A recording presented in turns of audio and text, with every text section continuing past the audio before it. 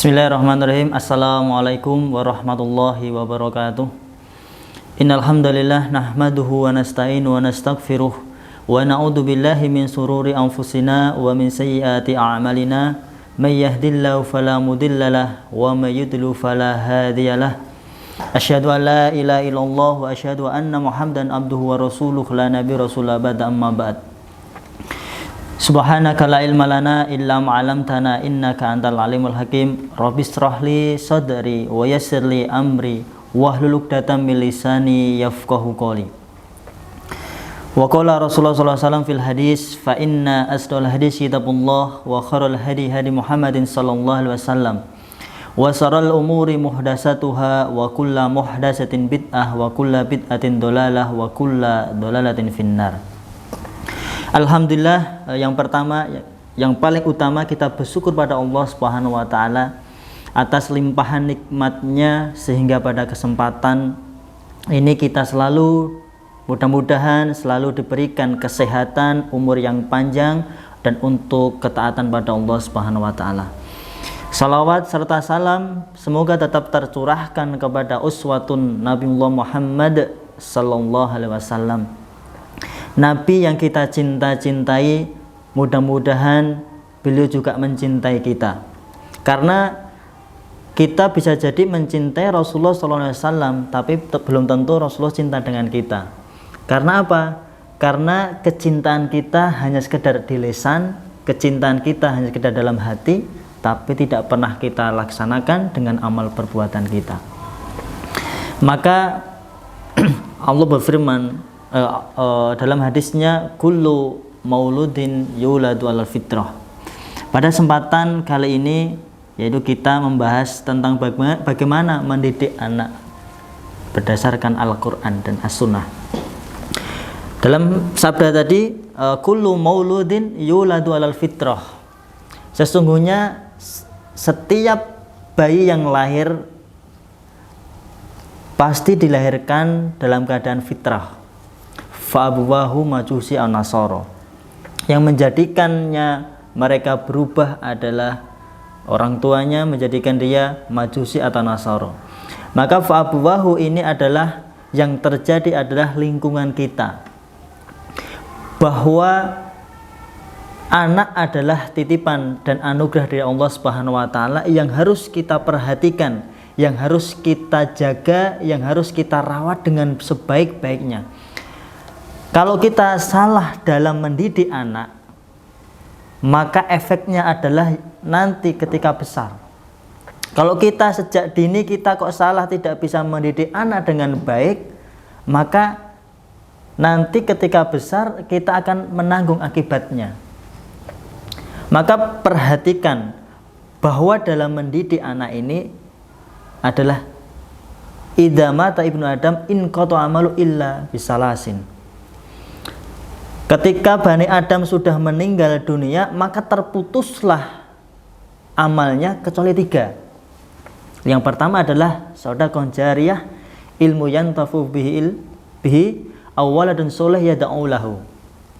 Jadi ada 3, setiap orang yang sudah meninggal dunia terputuslah seluruh amalnya kecuali 3 ini, yaitu shadaqah jariyah, kemudian ilmu yang bermanfaat, dan anak waladun soleh, anak yang soleh yang mendoakan kedua orang tuanya. Maka sedekah jariyah, kemudian ilmu yang saat ini yang kita bisa yang kita lihat, yang kita bisa rasakan saat ini adalah anak-anak yang telah kita lahirkan.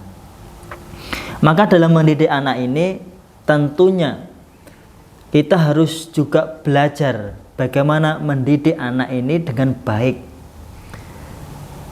Nah, caranya bagaimana ketika mendidik anak dengan baik? Adibu auladakum, ada 3.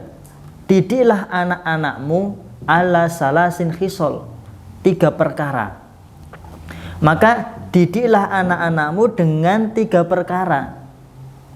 Yang pertama adalah hubbin nabiyukum, yaitu berikanlah didikan untuk mencintai Rasulullah SAW. Yang kedua adalah Didiklah anak-anakmu untuk mencintai ahlu baiti, yaitu adalah keluarganya Rasulullah SAW. Yang ketiga adalah wa qiraatil Quran. Yang ketiga adalah dia cintanya dengan Al-Quran. Maka bagaimana anak ini supaya cinta dengan Rasulullah SAW, cinta dengan keluarganya, juga cinta dengan Al-Quran. Karena apa? Iqra'ul Quran fa innahu ya'ti yaumul qiyamah safi'an li ashabi. Bacalah Al-Quran karena sesungguhnya Al-Quran itu akan datang pada hari kiamat sebagai apa? Sebagai syafaat, yaitu penolong. Bagaimana kalau anak-anak kita yang kita lahirkan dari rahim kita, kemudian kita sekolahkan dengan mencari sekolah yang terbaik, sekolahan yang di dalamnya adalah untuk ketaatan kepada Allah. Ada sholat duhanya, ada sholat jamaahnya, diajari dengan puasa, diajari dengan kecintaannya dengan Al-Quran. Tahfidnya bagaimana?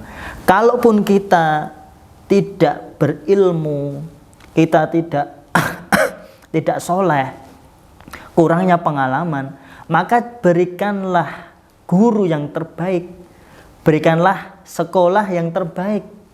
Yang terbaik bagaimana? Yang terbaik adalah kita selalu memberikan guru yang terbaik, diajarkan orang-orang yang terbaik.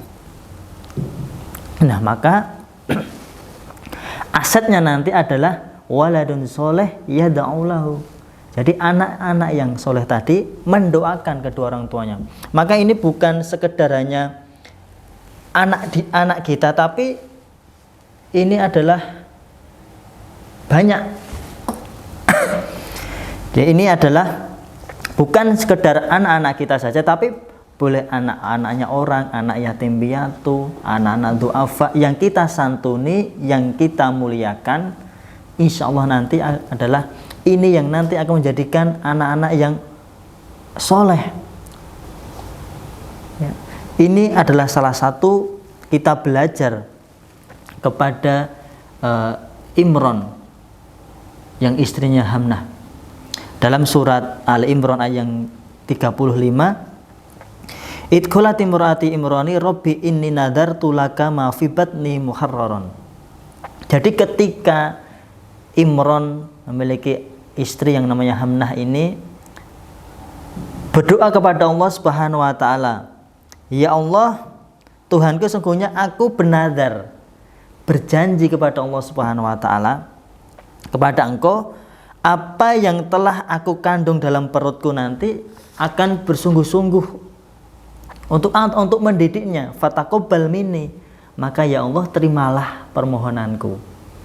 Ini dalam surat Al-Imran ayat yang ke-35. Innaka antas samiun alim, sesungguhnya Engkaulah Maha mendengar dan Maha mengetahui.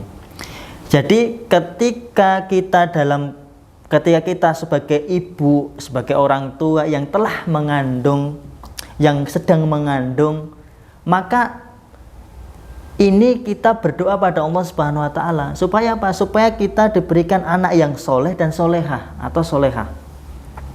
Nah, ini tidak hanya sekedar kita berdoa saja tanpa ada usaha, tanpa ada ikhtiar untuk menjadikan anak-anak kita anak yang soleh. Maka falamma wadu'atha qaulat rabbi inni wada'tuha unsa. Maka tatkala melahirkannya, ia pun berkata, ya Rabbku, ya Allah, sesungguhnya aku melahirkan seorang perempuan. Nah, ketika tadi Hamnah tadi sudah mengandung, dia lapor, dia berdoa pada Allah Subhanahu wa taala. Ketika sudah melahirkan, lapor lagi pada Allah Subhanahu wa taala, ya Allah, sesungguhnya aku telah melahirkan seorang perempuan. Wallahu a'lamu bima wada'at walaysa dzakaru kal unsa. Wa inni samaituha Maryam. Maka diberikan nama adalah Maryam. Wa inni u'iduha bika, dan ya Allah, aku berdoa kepadamu, jauhkanlah keturunan kami ini minasyaitonir rajim, dari setan yang terkutuk. Maka kita selalu berdoa pada Allah Subhanahu wa taala dalam kandungan, kemudian setelah lahir kita menitipkan kepada Allah Subhanahu wa taala, ya Allah, jauhkanlah anak-anakku ini dari godaan setan yang terkutuk. Fataqabbalaha rabbuha biqabulin hasanin wa ambataha nabatan hasanan. Maka setelah Allah menerima nadarnya. Jadi Allah menerima nadarnya Hamnah atau istrinya Imran dengan penerimaan sebaik-baiknya dan menumbuhkan pertumbuhan yang baik dan menjadikannya Zakaria pemeliharaannya. Maka tadi Hamnah tadi melahirkan Maryam. Maryam ini ayahnya itu sudah meninggal dunia, akhirnya menjadi yatim. Maka Allah berikan pengasuhan yang mulia, yang lebih baik. Allah ganti dengan yang lebih baik daripada Imran, ayahnya tadi. Yaitu siapa? Zakaria, seorang nabi, seorang rasul. Nah, akhirnya apa? Zakaria setiap wakafallaha Zakaria, dan Allah memberikannya pengasuhan adalah Zakaria. Kullama dakhala alaihi Zakaria bil mihrab wajada inda rizqan. Setiap kali Zakaria ini masuk ke mihrab atau tempat belajar, tempat suci, wajada inda rizqan. Di situ sudah tersedia makanan atau buah-buahan yang dimana qala ya Maryam anna laki hada, apakah ini kepunyaanmu? Qalat huwa min indillah. Jadi Maryam berkata, menjawab, ini adalah dari Allah Subhanahu wa taala. Innallaha yarzuqu may yasha bighairi hisab. Sesungguhnya Allah memberikan rizki dengan yang tidak disangka-sangka, tanpa perhitungan. Allah berikan rizki yang dikehendakinya tanpa ada perhitungan sedikit pun. Maka ini sangat luar biasa, bahwasanya ketika Allah membimbing, menjaga kita, merawat kita, maka Allah berikan ganti, bahwa tadi Zakaria lebih soleh daripada Imran. Kemudian Maryam dididiknya dengan Al-Quran, dengan selalu mencintai Allah dan Rasulnya. Nah, ini adalah bahwasanya Maryam ini dididik dan selalu mendapatkan kenikmatan dari Allah Subhanahu wa taala. Rizkon itu bisa diartikan makanan atau hidangan atau buah-buahan yang mungkin saat itu tidak ada atau belum ada musimnya. Nah, kalau belum ada musimnya kan tiba-tiba Allah berikan rizki, datangnya langsung dari langit, cepluk. Nah, seperti itu. Nah, kalau sudah Allah cinta dengan kita, Allah sudah sayang dengan kita, maka kita wa ambata tadi Allah, jadi kita mendidik itu tidak hanya sekedar, bukan karena kehebatan kita, bukan karena banyak ilmu kita, bukan karena kecerdasan kita, bukan. Tapi ini semua adalah campur tangannya Allah. Ya, campur tangannya Allah. Kalau kita mendidik sendirian capek. Kalau kita mengajari anak a, ba, ta, itu juga nanti anak akan menurun kita a, ba, ta. Tapi semua itu pasti ada campur tangan Allah, bahwa Allah memberikan kemudahan anak bisa bersuara, anak bisa mengucapkan alif, anak bisa mengucapkan ba, ta, sa, dan sebagainya. Itu semua adalah campur tangannya Allah. Tanpa Allah kita tidak akan bisa tidak akan berhasil mendidik anak tanpa Allah. Maka kecintaan kita pada Allah Subhanahu wa taala harus lebih diutamakan. Lebih diutamakan. Hunalika da'a Zakaria rabbahu. Kemudian Zakaria berdoa pada Allah Subhanahu wa taala. Qala rabbi habli min ladunka dzurriatan thayyibah. Ya Allah, anugerahkan kepada kami keturunan yang baik, innaka sami'ud du'a. Bahwa Zakaria ini yang sudah divonis mandul istrinya, kemudian sudah tua belum dikarunia seorang anak. Dia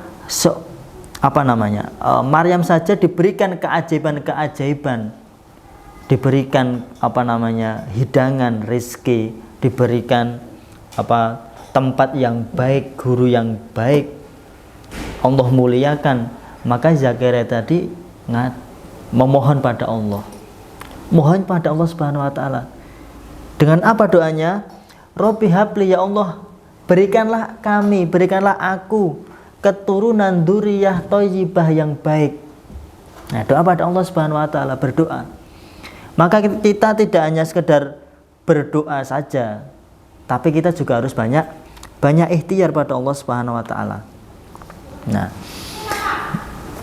kemudian dalam Allah berfirman, wa man a'radu an dzikri fa innahu ma'isyatan dunka. Barang siapa yang berpaling dari peringatanku, fa innahu ma'isyatan dunka.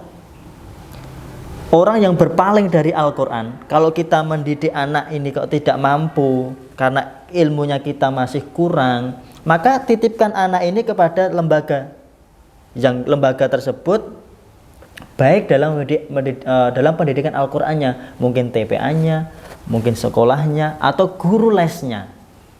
Sekarang banyak orang yang mencari les, guru les matematika, bahasa Indonesia, bahasa Inggris, bahasa Indonesia, dan lain sebagainya. Ilmu-ilmu dunia ini, maka jangan sampai kita mencari ilmu ini hanya sekedar kebutuhan dunia. Maka keberkahan ilmu itu adalah bagaimana ilmu itu mendekatkan diri pada Allah Subhanahu wa taala. Kalau sudah niatnya itu sudah betul, niatnya itu mencarimu karena Allah Subhanahu wa taala, niatnya untuk kepentingan umat Islam, kepentingan untuk mendekatkan diri ini pada Allah Subhanahu wa taala, maka Allah mudahkan niatnya, mudahkan segala belajarnya. Allah mudahkan semuanya. Wa man a'radu an dzikri fa innahu ma'isyatan dunka. Orang yang berpaling dari Al-Qur'an, tidak mau belajar Al-Qur'an, tidak mau menghafalkan Al-Qur'an, apalagi mengamalkan, fa innahu ma'isyatan dunka, maka hidupnya akan terasa sempit. Kita bisa melihat betapa banyak orang yang kaya raya tetapi jauh dari Allah, jauh dari Al-Qur'an, anaknya seperti apa? Kehidupannya mungkin dia semuanya terpenuhi, tapi hatinya sempit. Semua banyak godaannya, harta yang kita jaga, harta yang kita kumpulkan ini yang kita jaga. Kita tidak bisa menikmati, apalagi di masa-masa pandemi seperti ini. Maka masa-masa pandemi ini kita harus justru kita harus semakin mendekatkan kepada Allah Subhanahu wa taala, bahwa pandemi ini adalah atas takdir Allah dan atas izin Allah. Hidup kita, mati kita itu sudah Allah yang menentukan. Tinggal bagaimana kita itu mempersiapkan mati kita itu dalam keadaan baik husnul khotimah atau su'ul khotimah.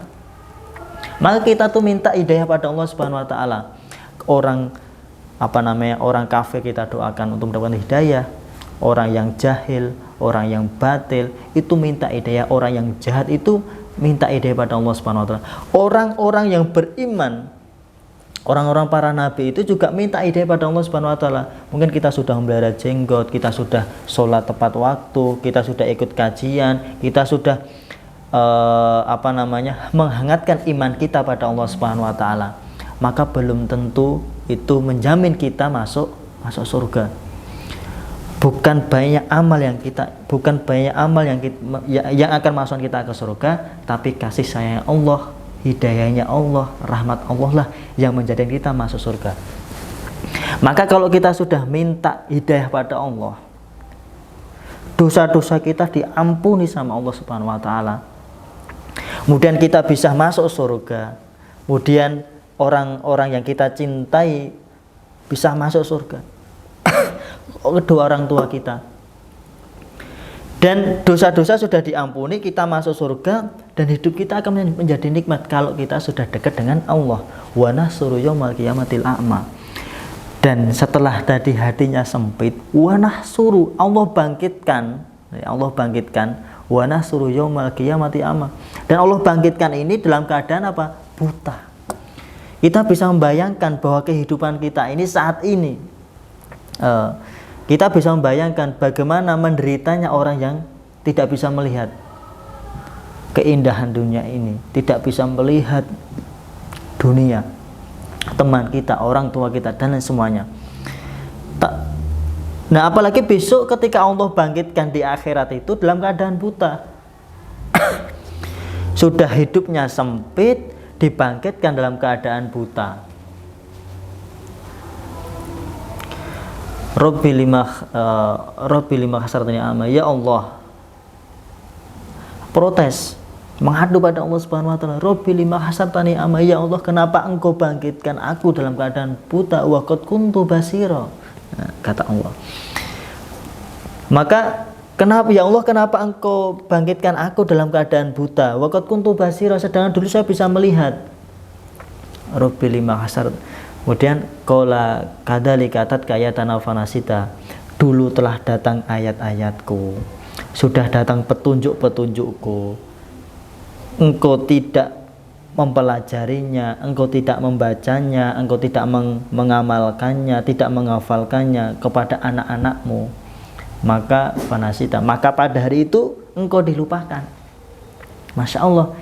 Jadi bahwa kita harus benar-benar mendidik anak itu kecintanya kepada Al-Quran, cintanya pada Allah mutlak, cintanya pada Rasulullah, cintanya pada Al-Quran. Lantas bukti kita cinta pada Allah apa? Nah, ini juga perlu pertanyaan. Cinta kita pada Allah, buktinya apa? Oke, kita cinta pada Allah, tapi kan perlu bukti bahwa cinta itu butuh pembuktian. Cinta itu melahirkan ketaatan. Kalau kita sudah cinta kepada Allah Subhanahu wa taala, maka lahirnya ketaatan. Nah, apa yang Allah perintahkan itu kita kerjakan. Kita mengatakan bahwa gula itu manis, ya. Orang pejabat, presiden, menteri, gubernur, wali kota mengatakan orang gila, orang fakir, orang miskin, semua mengatakan bahwa gula itu manis. Orang yang taat kepada Allah, presiden, wali kota, gubernur, orang fakir, miskin, dia taat kepada Allah, maka akan bahagia. Maka kebahagiaan itu adalah letaknya adalah dalam ketaatan kepada Allah Subhanahu wa taala. Ini yang sangat penting. Kemudian cinta pada Rasulullah. Buktinya apa kalau kita cinta pada Rasulullah? Apa kita sudah mengamalkan sunnah-sunnahnya?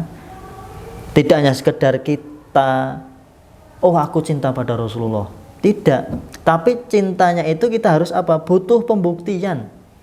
Cinta itu tuh tidak hanya sekedar di lisan, di hati, tapi butuh pembuktian bahwa cinta itu tadi melahirkan ketaatan. Nah, kemudian Al-Quran. Kita didik anak-anak kita itu dengan Al-Quran. Maka tahun yang lalu itu ada salah satu peserta kami, ya, dari peserta wisuda Akbar Klaten menghafal 4 kemarin itu, ada satu anak kecil umur 1 tahun, kelas 1 dari Semarang. Masya Allah, ketika mengikuti wisuda Akbar itu dia sudah hafidhoh, sudah hafal 30 juz, sudah hafal Al-Quran. Masya Allah. Anak kecil umur mungkin 8 tahun atau 9 tahun, 8 tahun, 9 tahun, kelas 1 SD, sudah hafal Al-Quran. Ternyata dalam pendidikannya orang tuanya, ibunya sangat ketat, bahwa setiap hari itu dalam mengandungnya, orang tuanya itu selalu membaca Al-Quran. Dalam mengandung 9 bulan sudah berapa kali khatam Al-Quran. Terus dibacakan Al-Quran, dekat dengan Al-Quran, dibacakan dengan Al-Quran, ikut pengajian, kemudian selalu berbuat baik, sedekahnya. Ketika ada pembangunan masjid, dia bersedekah. Ketika ada anak-anak yang ingin menjadi penghafal Al-Quran, diberikan speaker, diberikan Al-Quran. Ini adalah usaha bahwa anakku besok ingin menjadi penghafal Al-Quran, maka kita juga harus berusaha tidak hanya sekedar berdoa saja, tapi harus ada usaha yang maksimal. Ya, harus ada usaha yang maksimal, sehingga apa? Sehingga Allah melihat itu oh ternyata seorang hambaku ini ingin jadi anaknya jadi penghafal Al-Quran. Dibuktikan apa? Dia selalu ngaji dan semuanya telah dibuktikan. Maka setelah dia melahirkan anak tersebut, dia suatu ketika orang tuanya membacakan Al-Quran, waktu itu surat Al-Mulk, si anak tadi itu bisa membetulkan, ya, si anak tadi bisa membetulkan. Nah, dan itu orang tuanya takjub. Akhirnya apa? Akhirnya dia melihat mushaf, ternyata betul anaknya sudah hafal surat Al-Mulk. Masya Allah. Jadi ini pendidikan itu dimulai bukan setelah lahir, tapi pendidikan anak itu adalah sejak dalam kandungan.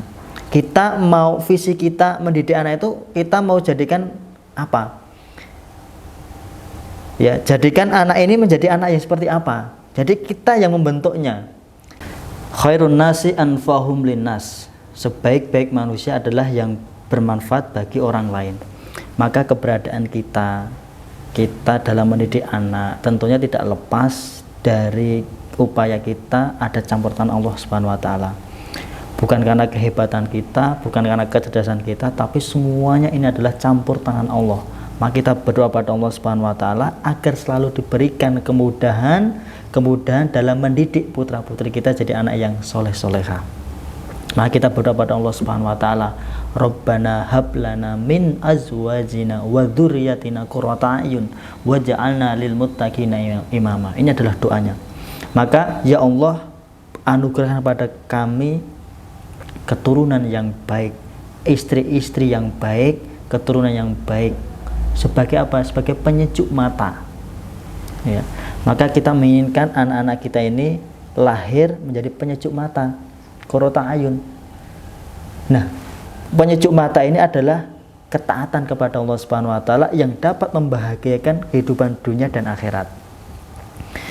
Wa ja'alna lil muttaqina imama, dan jadikanlah pemimpin bagi orang-orang yang bertakwa. Masya Allah. Jadi ini doa ini adalah harus dihafalkan dan harus setiap kali kita doakan anak-anak kita menjadi apa? Menjadi anak yang soleh-solehah, menjadi pemimpin bagi orang-orang yang bertakwa, penyejuk mata yang selalu taat pada Allah Subhanahu wa taala. Kita dalam mendidik anak, dekatkan pada Allah Subhanahu wa taala, dekatkan kepada Rasulullah SAW, kemudian dekat pada Al-Quran. Ini sangat penting sekali. Maka di terakhir ini mari kita selalu memberikan pendidikan yang terbaik, mencari guru, pendidik, dan kita sebagai orang-orang tua ini adalah madrasatul ula. Sekolahnya pertama anak adalah orang tuanya. Dia mengajari berdiri, mengajari membaca, dan yang lainnya. Ini sangat penting sekali. Maka ayah bunda yang dirahmati oleh Allah Subhanahu wa taala, mari kita selalu tadi pesan Rasulullah SAW, adibu auladakum ala salasin khisal, yaitu apa? Yang pertama hubbi nabiyukum, cintanya pada Nabi, wa ahlul baiti, dan keluarganya para nabi, dan yang terakhir adalah wa qiraatul Quran, yaitu dengan membaca Al-Quran. Insya Allah dengan kita mendekatkan anak pada Al-Quran, insya Allah nanti akan menjadi penyejuk mata bagi kedua orang tuanya, dan kelak orang tuanya besok akan dibawa ke surganya Allah Subhanahu wa taala lantaran kita mampu dan sukses mendidik anak-anak kita jadi anak yang soleh-solehah. Maka suksesnya orang tua itu mampu mendidik anaknya menjadi anak yang soleh-solehah, mendoakannya ketika besok di akhirat kok tidak menemui orang tuanya di surga, maka anak yang soleh tadilah yang akan mengangkat, yang akan membawa orang tuanya masuk surga. Mungkin ini yang saya sampaikan, mudah-mudahan bermanfaat. Aku qouli hadza wastaghfirullahi wa lakum. Assalamualaikum warahmatullahi wabarakatuh.